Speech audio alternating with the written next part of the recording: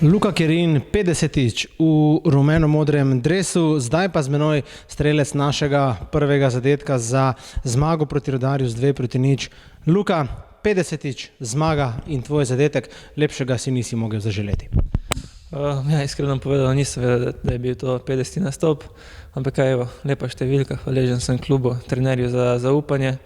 Je pa resno, da lepš ne bi mogel tega obeležiti kot zadetkom in na koncu seveda zmago cele ekipe.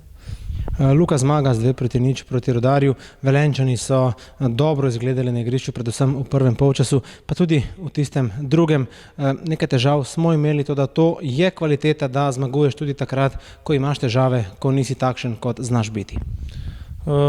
Seveda, bili so dosti zaprti. Nam neke zadnje podaje niso uspevale, ampak, kako ste rekli, smo na koncu neke malo individualne kvalitete to uspeli rešiti.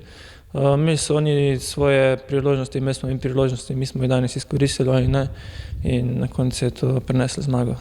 Ja, vemo, kakšna ekipa je Ljubljanska Olimpija, vemo, kakšne ima posameznike, tako da proti taki ekipi je vedno užitek igrati, tako da verjamem, da pred nobenim igralcem ne bo manjkalo želje po dokazovanju in seveda vsi si želimo to tekmo zmagati.